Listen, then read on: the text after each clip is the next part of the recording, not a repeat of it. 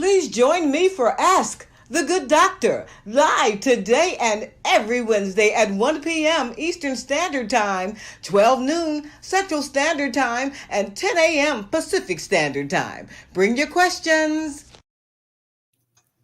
Hello, it's Wellness Wednesday. I'm Dr. LaJoyce Brookshire, and welcome to Ask the Good Doctor. We are here to help you attain, maintain, and reclaim your perfect health. Grab your Good Doctor notebook. I promise today you are not going to want to miss a minute of this. If you know anyone who lives specifically in New York City, in Harlem, go grab them and tell them this program is on the air. It is specifically talking about them and other communities as well. Join me on Twitter at Ask the Good Doc, on Instagram and Facebook at Ask the Good Doctor. Well, I would like to welcome my wonderful guest today. He is a sustainability expert. You've seen him here on this show before. From integrating green technologies, he is Mr. Carl Tutt. Hello, Mr. Carl. Well, good day, Dr. LaJoyce. How are you? Good day. I am well. Thank you so much for joining us. We need to jump right in because time is of the essence, and we need to bring this valuable information to the audience today. Yep. I am very concerned about a prediction that you and your partner, Sterling Laylock, your business partner, that you all made on this show February 3rd. At the top of the year, quite honestly, once you were here before. And I want the audience to hear about this little clip. I want the audience to hear this little clip that you made. First of all, let me just state, there is a Legionnaires Outbreak Disease happening in Central Harlem right now. That's right. And this gentleman right here before us, Carl Tutt and Sterling Laylock, made that prediction on February 3rd. On this show. Roll it, Chris. It is critical because that stagnant water sitting there for 3 months, 6 months, 9 months, 12 months is the exact place where Legionella lives. Mm-hmm. What in the world is Legionella? It is a really, really bad, very, very dangerous bacteria-based pathogen that as soon as you start turning on the water, you have water vapors that go into the air. Mm-hmm. And then you are breathing and you ingest the Legionella pathogen. And then you die, like really fast. He said that. February 3rd, you all were here, and that was stated. And now here we are. Buildings are opening. They have not been tested properly. They have been opening, I would say, to the dismay of the residents of Central Harlem currently. Mm-hmm. Carl, what say you about buildings opening and not opening correctly? Well, let's talk about why Harlem? Yeah.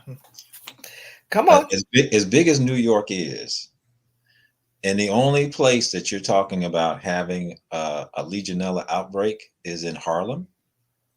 Why is that? So let's talk about symptoms of what causes Legionella.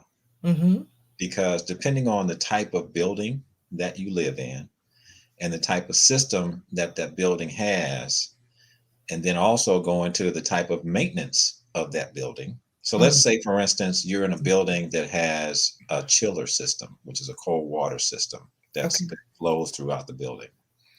That means that water is moving on a continuous basis. So whether that building is occupied or not, the water is still moving. If you have a building that has not been used in some time and does not have a chiller system, that means that water has stagnated in that building.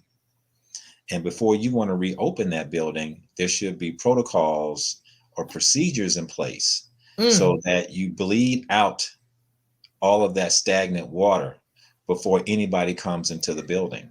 So that way they don't take in any of that bacteria that comes from the mist, because water has mist to it. Yes. And so within that mist is where you get the bacteria, and that bacteria goes into your lungs, and from that you develop a pneumonia situation. A pneumonia, yes. I liken this to, when you're speaking of the pipes and letting out the bad water, I liken this to when you have a summer home, let's say, for example, you let the pipes, you let out the water so that you could turn off the water supply. So are you saying that as these buildings were sitting, the water supply should have actually been let from the pipes, so the pipes would have been dry instead of holding water to the point that it was stagnant and obtaining this bacteria? It doesn't have to be dry. Okay. It needs to move. Okay. So water needs to be so bacteria it is eliminated through movement of water, not dryness. Okay. And so you just want to flush that water through to make sure that the water is constantly moving. And it doesn't have to be like moving like on a continuous basis. It's just like, how can the best way to describe it? It's like brushing your teeth, so to speak. You know how the dentist tells you to break that bacteria cycle every 24 hours? It's similar to that. And it's also break the cycle. It's also similar to a pond that has stagnant water versus a creek that the water is flowing. So a stagnant pond has debris, it has bacteria, it has bugs, and it smells. That's right. It stinks. It does stink. Okay.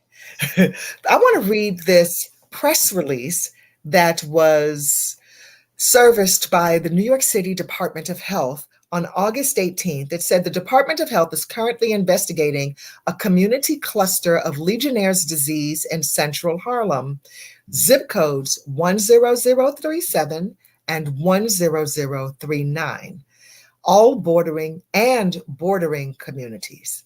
9 people have been diagnosed with Legionnaires disease since August 9th. All have been hospitalized.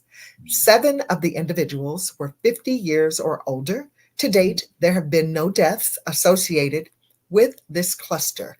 The health department is actively investigating these cases and is sampling and testing water from all cooling tower systems in the area of the cluster. Now, you said something that's very important there. And you said the ages of the people. Yes. That is common. So people that are 50 years and older, they are more susceptible to Legionella than those younger. And so we have to be careful about that as well. So I want to make sure I put that out there. So you gotta look at the whole story, and you told the whole story in that article. And I miss my business partner, Sterling Laylock, because he grew up in one of those zip codes in New York.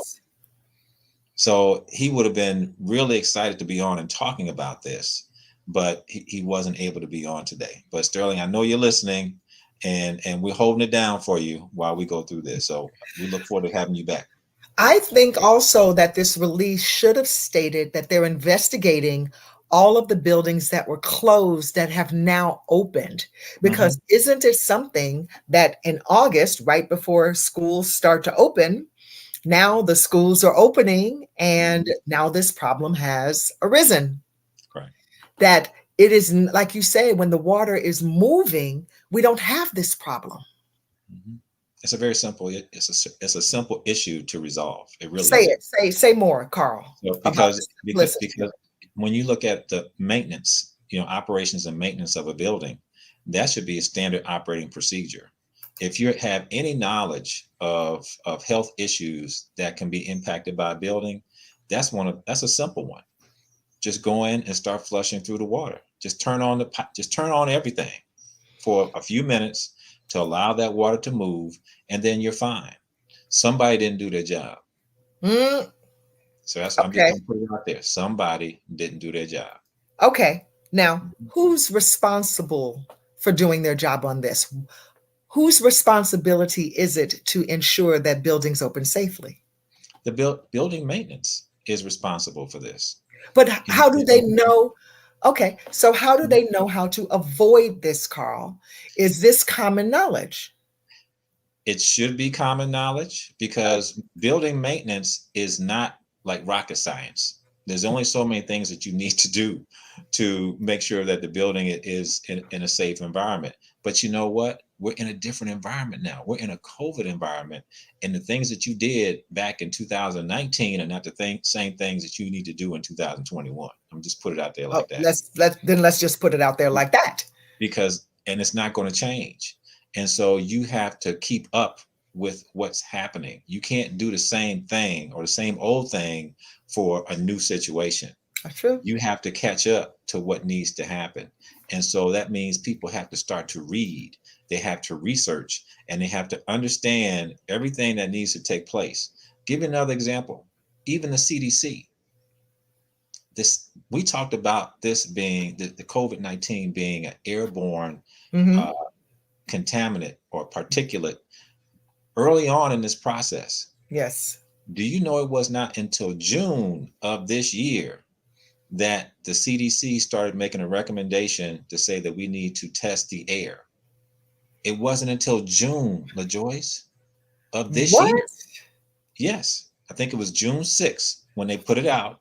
The CDC put it out that we need to start testing the air.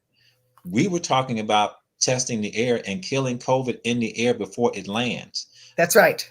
People were talking about the symptoms of it, the surfaces, wearing masks, sanitizer, all that kind of stuff.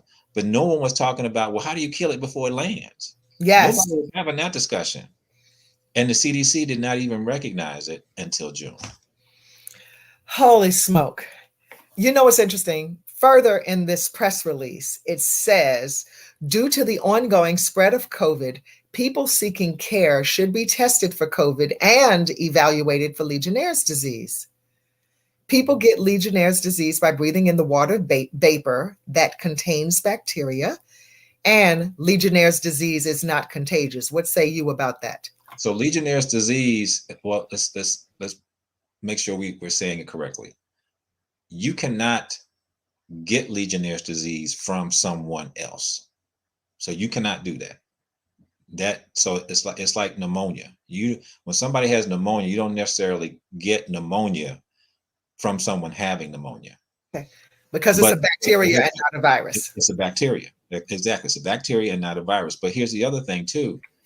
Because we're talking about Legionnaires' disease, is it possible for someone to be misdiagnosed thinking they have COVID when they actually have Legionnaires' disease? Therein lies the dilemma. Because it mimics, it says here that cough, muscle aches, fever, chills. This is the exact same thing as COVID. Yeah. So we're not going to know the difference unless you really test. You have to test. A blood draw for the Legionnaires, yes? That's correct.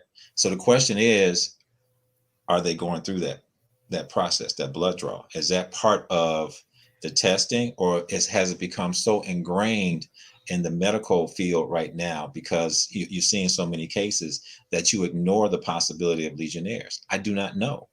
But the possibility is that it is happening that way because there's so much attention that's put on COVID. I could cry right now because, like you said, why Harlem? Mm-hmm. I did a little research. There are 22 schools between these two school districts, from elementary schools to senior high schools, and a couple of universities as well. Mm-hmm. And it breaks my heart to know that these simple steps have not been taken. Mm-hmm. What you say is so simple, Carl, that it's so basic. It's so elementary that I cannot believe that it's being overlooked. This very simple thing. The Legionnaires disease came about years ago in a hotel where the Legionnaires were having a convention, and they all came down with the disease because of faulty systems in a hotel in Philadelphia years ago. And here we are again. Well, see, the other thing too is Legionnaires disease is not common in this country. And what I mean by that, it doesn't mean that you don't have it. On an annual basis, you have approximately 20,000 people that will get Legionnaires disease. Okay. When you look at that number compared to the total population of the United States, it's very minuscule. Okay. But it still exists. And so it doesn't mean you ignore it. It doesn't mean that you don't put precautions in place for it. You still need to look at the health of the people that are going to be in those buildings. Okay. All right. So then that means that our health has to be on par. No question. Okay. So we'll talk more about that on the other side of the break. Okay. What say you about where we are currently, period, as buildings start to open? Are buildings passing the well health safety check? Why you ask me that question? I'm about to get you in trouble. Come on. They, for the most part, unless you see that well health and safety symbol on that door before you come in, that means they have not. And so there are protocols that they need to put in place. And this goes back to what I just said earlier about the CDC just said you need to start testing the air. There are ways that you can test the air. There are ways that you can see how particles or particulates move through the air. There are ways to determine what your air changes per hour are, because those are things that we need to increase. Your home is not built to be in a healthy environment. It's not built that way. So I know we talk about going back to school and going back to work and everything, but even in your home is not built to have so many air changes per hour. You have to put things in your home to be able to create that, along with opening windows where you can and things like that, because you think about your HVAC system circulates air. It's not necessarily bringing in new air from the outside. You have to do that through, opening doors and opening windows. Yes. Or having purifiers that can pull in those particles, and you have to have the right, purifier that can deal with particulates. That's right. And this is why I'm always harping on healthy home. That's right. Having a clean and healthy home and not having toxic products that are causing you a problem that you're inhaling, and products that are carcinogenic, that are known carcinogenics for this very reason. This is why. Let's get to some of these questions here. Christopher said, can you just take out antibiotics to help your body fight it? Well, Christopher, I would not suggest taking antibiotics as a preventative measure at all. Never. It will destroy your liver. That's the first thing. So no, you have to build your immune system in order to fight something like this. That's right. This is why the population that is succumbing to this currently, not meaning that other populations cannot get it, just like the press release stated that those who got really sick from it were 50 and older, which are people who are more likely to have comorbidities. So we're back to the same issues about why we should bolster our immune system no matter our age, to protect us against what may come against us. And I have said from the beginning that COVID is not going to be the last plague, y'all. Oh, no. And I keep calling it a plague. It won't be the last one. Get ready. Get ready. So Lucy says, is the bacteria resistant to antibiotics? Only if your body is. Yeah. Antibiotics may be the thing that kills it. I haven't had an antibiotic in probably 26 years. So if I need an antibiotic, it will probably work. For those people who run to the doctor and demand an antibiotic for every little ear infection or sore throat, then an antibiotic may not work against a Legionnaires' disease for you. I hope that answered your question. So, Dr. LaJoyce, let's talk about how do you build your immune system. Yes. And so it's not antibiotics. That's right. It's really, when you think about it, that also gets simple too. It's your diet.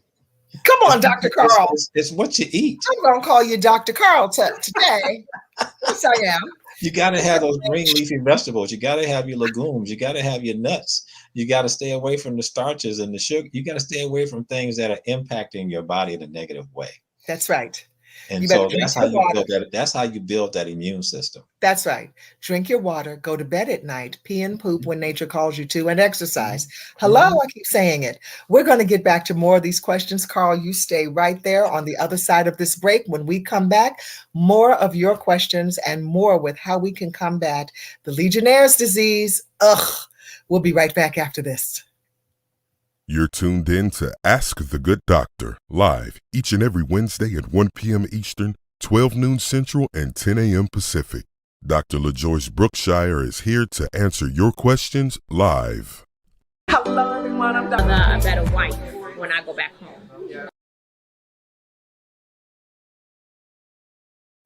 Hello, welcome back to Ask the Good Doctor. I'm Dr. LaJoyce Brookshire, and that was just a little clip of what we experienced at the Wellness Warriors Weekend Getaway. You'll have another opportunity to join us next June. And we are going to continue the conversation with Carl Tutt, our guest today, from Integrating Green Technologies, a sustainability company in my sweet home, Chicago, but they service nationally. Carl is enlightening us on some of the troubles and how we can avoid Legionnaires' outbreak as Harlem is currently experiencing in a couple of zip codes. And my fear, my greatest fear, Carl, is that this is simply the beginning.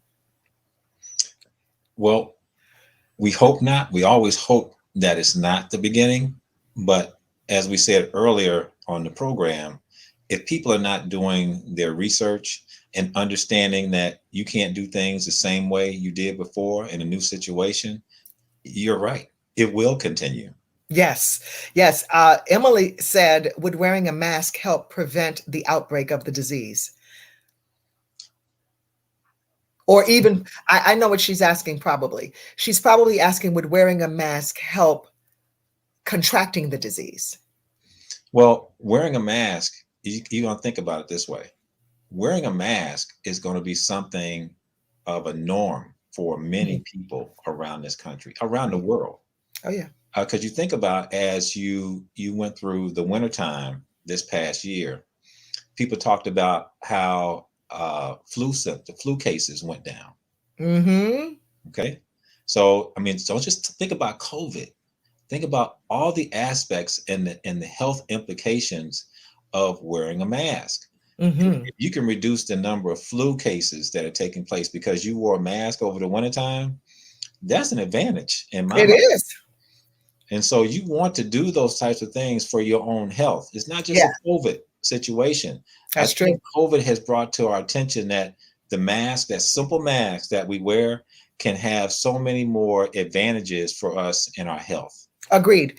And I'm going to tell you, the one thing that I credit COVID for is the education we all learned about droplets. Mm-hmm. Hello. Mm-hmm. Personally, you're going to never see me in public without my face covered.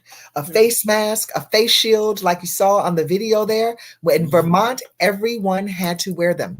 Yes. Presenters, right. The people present, everyone had to wear a face shield, and it's plastic. All right. So at the end of the day, when you are speaking with a face shield on, if you hold it up to the light, you can see your little droplets in there. Hello. I'm never going to be without one again. Well, think about it this way, Dr. LaJoyce. Look at your phone. If you on a speaker on your phone, okay, and you look at your phone at the end of the day, you're gonna see little spots on your phone. I use a headset. Okay, where but those I got spots you. come from? Where those spots come from? They come from you. So that's why you got to clean your phone on a regular basis. That's right. Here's another question. This is a good one. Diana is asking about this incident of Legionella being localized to Central Harlem. She said, how does this tie into environmental racism? Good one, Diana. Uh-oh. That's another show. That's another show in itself, Dr. LaJoyce. That's okay. Give her the Cliff Note answer. But that's why I asked why Harlem. Who manages those buildings in those zip codes? We got to think about that. Who's the management company? So there's other information that we have to get to really get into that type of discussion, because is it possible? Yes, it's always possible. Okay. Because nobody's talking about Manhattan.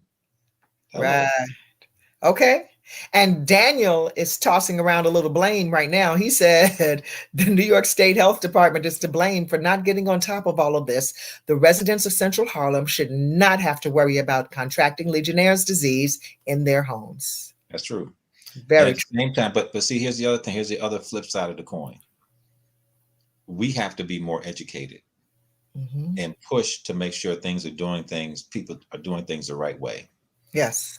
So I'm not saying that the people that didn't do their job are totally to blame. Why not look up what's going on? What does it take to open up a building? Because we have to be concerned about our own health, just like we have to be concerned about our own diet and what our intake is into our body. We need to be more educated in understanding what's happening around us. So how can we be proactive against this? I like this little, can bleach kill Legionnaires' disease? They're saying yes and no. You don't need bleach to kill Legionella. You just need to run the water. You don't need to put any additives into the water. That's not the point. The Legionella comes from the mist of the water. So let's back up now. So you just made a comment talking about putting bleach in the water. So let's say you put bleach in the water, and we don't know how much bleach you got to put into the water. Lord. Let's say you put bleach into the water and you flush the pipes, and somebody turns on that water while they're doing that. Now you have bleach mist.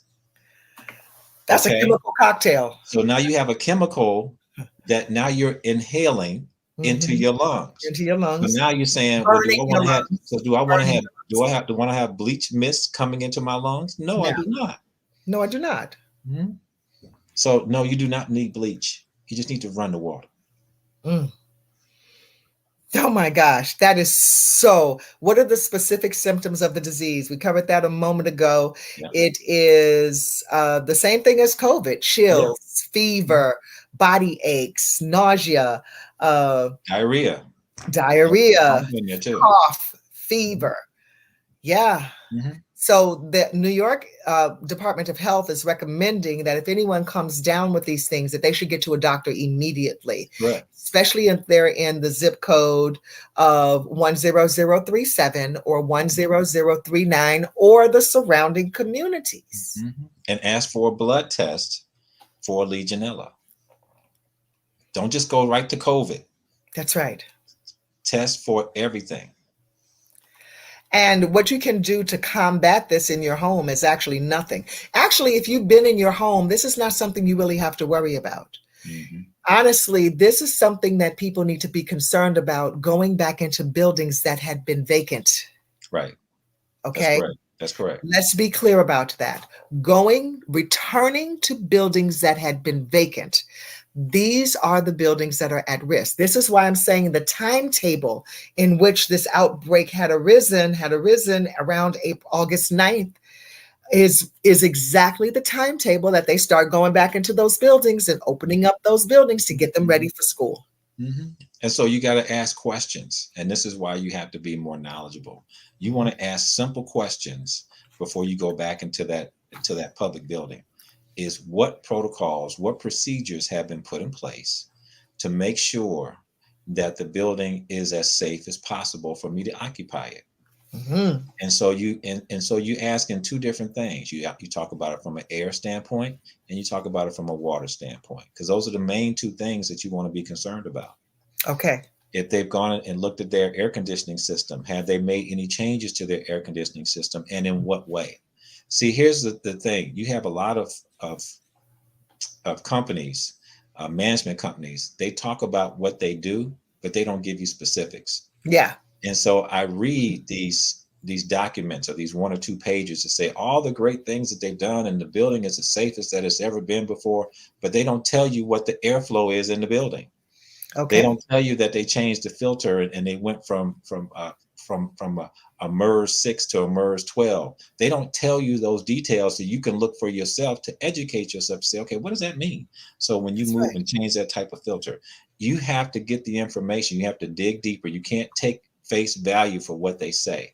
I have gone through many of these situations where a company has said, we did all of this to make sure that the air is balanced.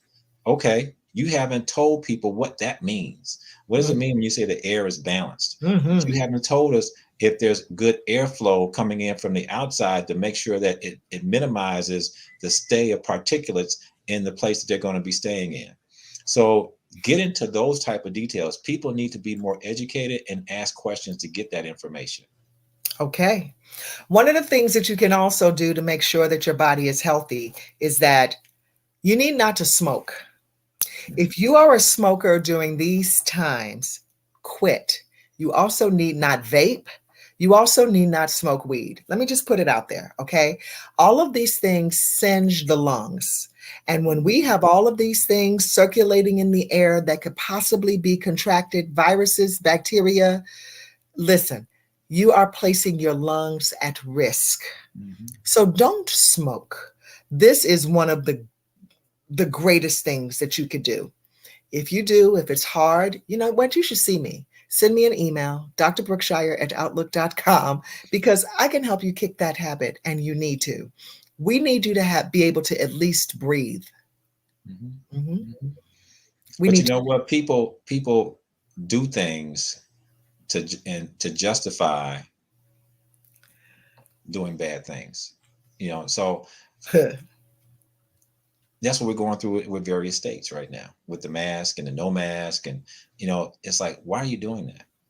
What are you trying to create? Yeah. You know, you have states right now that are mandating not to wear a mask, not to wear a mask, to not wear a mask. Why would you mandate in your state not to wear a mask?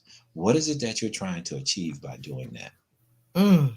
Are you trying to create more herd immunity because you believe that's what that means? That's a lie. And then put your medical staff in your area in a worse position than where they are right now, because they're having a hard time keeping up with where they are. That's the truth.